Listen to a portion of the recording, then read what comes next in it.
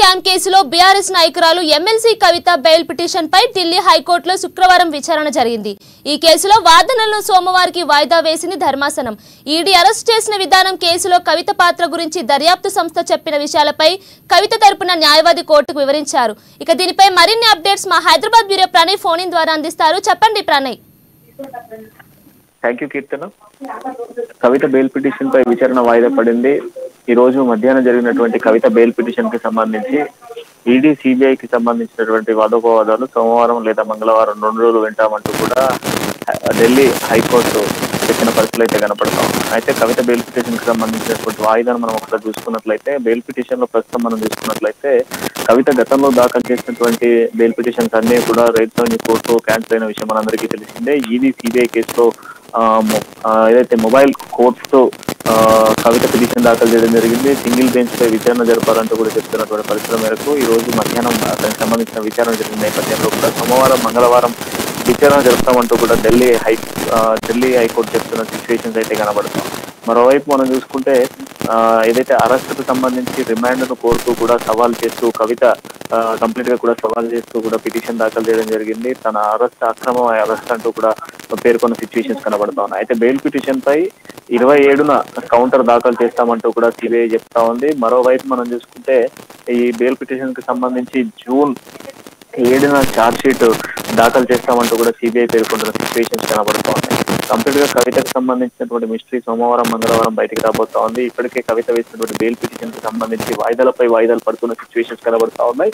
ED, CBI రెండుకు సంబంధించిన వాదోపవాదాలన్నీ కూడా సోమవారం, మంగళవారం రోజున వింటామంటూ కూడా చెప్తున్న సిచ్యువేషన్స్ కనబడతా ఉన్నాయి.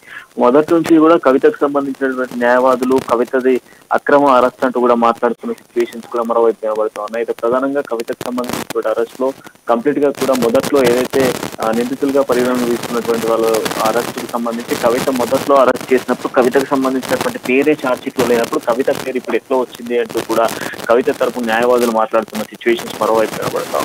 ప్రస్తుతం ఉన్నటువంటి సిచ్యువేషన్స్ లో ఎన్నికలు ఉన్నటువంటి నేపథ్యంలో కూడా కవితకు ఇప్పటి వరకు కూడా బెయిల్ ఇవ్వట్లేదని చెప్పుకోవాలి. దాదాపు 4 సార్లు కూడా కవితకు సంబంధించినటువంటి బెయిల్ మంజూరు చేసే ప్రయత్నాలు చేసినప్పటికీ కూడా కంప్లీట్ గా కూడా వాటిని కొట్టేసేటువంటి ప్రయత్నం చేశారు.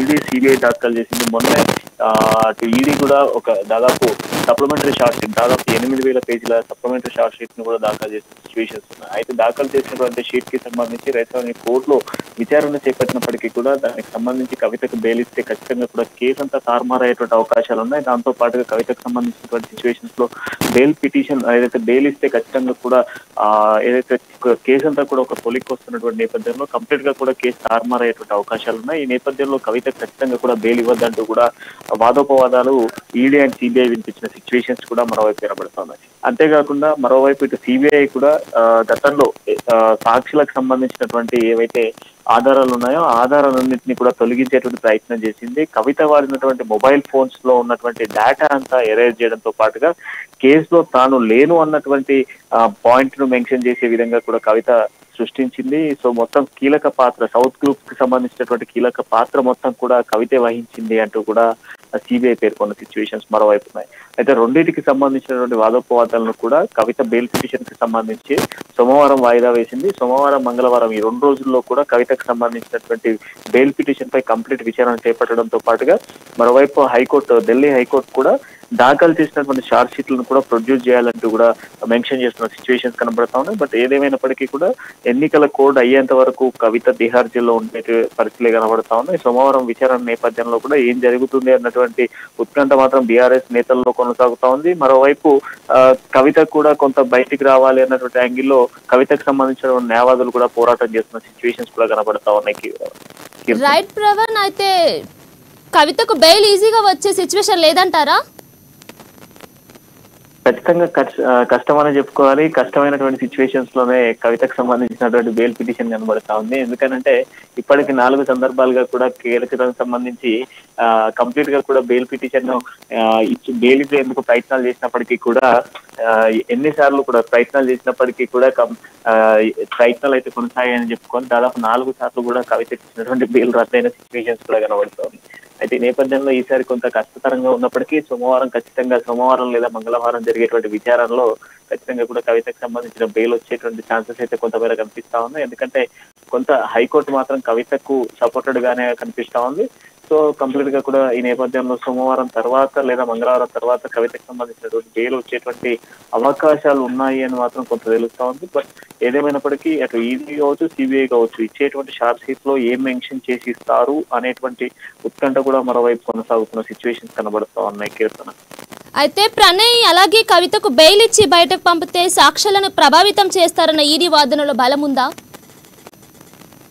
ఎస్, ఖచ్చితంగా ఉందని చెప్పుకోవాలి. 4 సందర్భాలుగా కూడా ఇదే పాయింట్ ని మెన్షన్ చేస్తా ఉన్న సిచ్యువేషన్స్ కనబడతా ఉన్నాయి. ఎందుకంటే ప్రభావితం చేసేటువంటి అవకాశాలు ఉన్నాయి. గతంలోనే అనేక సందర్భాలుగా కవిత ఏదైతే కేసును కంప్లీట్ గా కూడా తప్పుదో పట్టించేటువంటి ప్రయత్నం చేసింది. గతంలో హైదరాబాద్ లో గత సంవత్సరం హైదరాబాద్ లో ఏదైతే కవిత ఇంట్లో దాదాపు 2.5 గంటల పాటు కవితను విచారించిన నేపథ్యంలో కూడా కేవలం నాకు దానికి సంబంధించిన సంప్రదింపులే ఉన్నాయే తప్ప ఎటువంటి చర్యలకు నేను పాల్పడలేదు. అంతేకాకుండా ఆప్ కి సంబంధించినటువంటి నేతలతో నాకు ఎటువంటి సత్సంబంధాలు లేవు అంటూ కూడా మాట్లాడేది.